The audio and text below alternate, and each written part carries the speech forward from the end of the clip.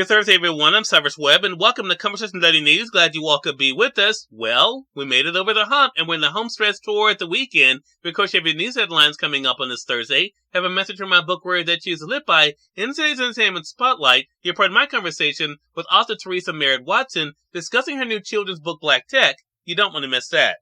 Enjoy today's broadcast. For Conversation Daily News, I'm Cyrus Webb with your Thursday headlines. In national news, Trump hush money trial.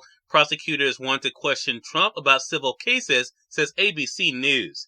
Former President Donald Trump is on trial in New York City, where he is facing felony charges related to a 2016 hush money payment to adult film actress Stormy Daniels. It marks the first time in history that a former U.S. president has been tried on criminal charges. Trump last April pleaded not guilty to a 34-count indictment charging him with falsifying business records in connection with a hush money payment with his then attorney Michael Cohen made to Daniels in order to boost his electoral prospects in the 2016 presidential election.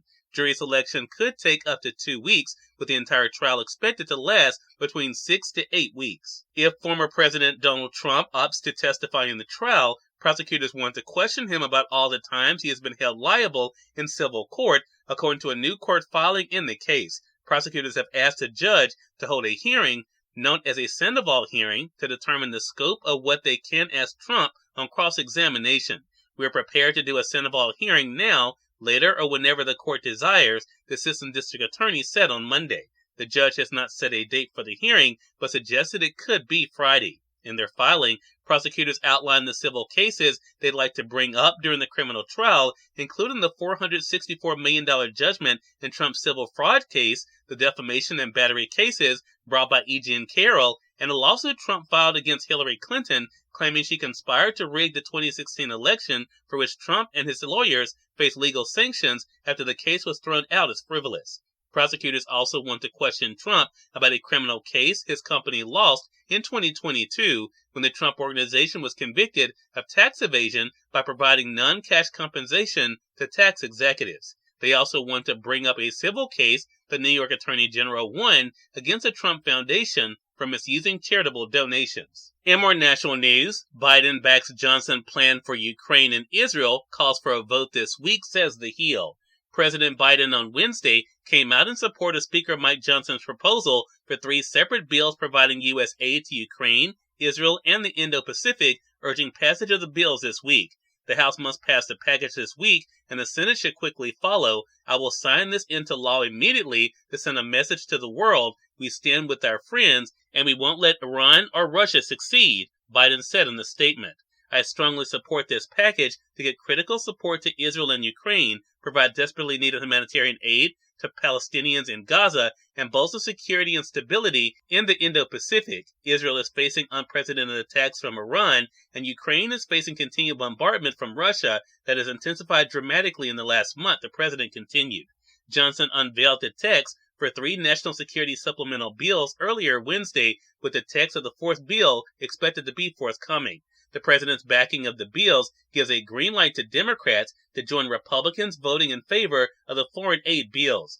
Johnson's decision to move forward separate bills for foreign aid is an attempt to allow Republican critics of sending aid abroad to vote no without killing all of the U.S. national security priorities. In more national news, the Senate dismisses 2 articles of impeachment against Homeland Security Secretary and ends trial. The Senate has dismissed all impeachment charges against the Homeland Security Secretary, ending the House Republican push to remove the cabinet secretary from office over his handling of the U.S.-Mexico border and ending his trial before arguments even began. Senators voted to dismiss both articles of impeachment and end the trial, with Democrats arguing that the articles were unconstitutional.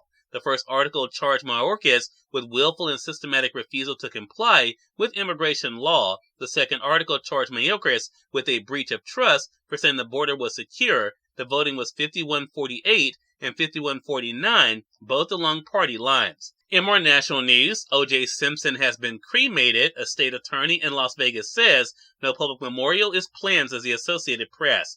Former football star and celebrity criminal defendant O.J. Simpson was cremated Wednesday the lawyer handling his estate said following his death last week at home in Las Vegas at age 76. The attorney told the Associated Press he was present along with unspecified other people for the morning event in downtown Las Vegas. And finally, in business news, Wall Street dips to send S&P 500 to its longest losing streak since January. Sinking technology stocks sent Wall Street lower again on Wednesday, and the S&P 500 fell to its fourth straight loss. The index dipped 29 points, or 0.6%, to 5,022 for its longest losing streak since early January. It's down 4.1% since setting a record late last month. The Dow Jones Industrial Average slipped 46 points, or 0.1%, to 37,753, and the Nasdaq Composite sank 182 points, or 1.1%, to 15,683. Cyrus Webb, Conversations Daily News. It's on time for a message from my book, Words I Choose to Live By. Enjoy. Good Thursday, everyone. I'm Cyrus Webb, and welcome to Words I Choose to Live By. There can be no ripples in the water if no one chooses to jump in. Today, take the plunge. Who knows what you can achieve when you decide to stir things up. Have an amazing Thursday. We are part of my conversation coming up with author Theresa Merritt-Watson in today's Entertainment Spotlight. Stay with us. You're listening to Conversation Daily News. For Conversation Daily News, I'm Cyrus Webb with Entertainment Spotlight. Author Theresa Merritt-Watson joined me on Conversations Live, the radio show, to talk about the writing of her new children's book, Black Tech. Here's a bit of our conversation. Merritt-Watson, thank you again for the time. Really appreciate it. Thank you for having me, Cyrus. Thank you. Well, the pleasure's definitely all mine. It's so funny. This is our first time having a conversation where I'm not actually looking at you. We've had some great conversations on some other platforms, but we're glad to have you for our radio audience here, Ms. Merritt-Watson, especially because, ironically, you've made some virtual visits to parts of our listening audience here in Mississippi. So I want to talk about this experience for you. The book Black Tech is out now. What has it been like for you to see the way that people are learning from it, but also being inspired by it? Well, what it's done for me, I am definitely elated that to see how people have responded and reacted, and the questions that they have, and the interest that they have taken in the book, and the interest that they're taking in Black history together, because we all know what the education looked like, and we all know how important that learning about our culture is. And so it just seemed that people are really engaging. Such a great thing. And so let's talk about how this all began, because there are some, of course, who are just now discovering you, Ms. Merritt-Watson. Where did the idea for Black Tech even come from? Well, I was looking at trying to get African-American children, trying to get them more engaged in learning about our culture. And the belief came from me thinking that if our children knew more about their culture when they would go to school, they could see themselves and in the bigger scheme of things. They can see themselves being part of a system. They can see themselves looking at what the African American community have done in the development of this country. They can see the contribution. But a lot of times, if you don't see yourself, you start getting disenchanted with the movement. So that was my thinking when I wrote the book. Cyrus Webb, Conversations Daily News. We thank you all for tuning in to this edition of Conversations Daily News. I'll be back on tomorrow to wrap up this week. Until then, I'm your host, Cyrus Webb, saying, as always, enjoy your day, enjoy your life, enjoy your world. Thank you all for choosing Conversations Daily News today. Now let's go make today amazing. Take care.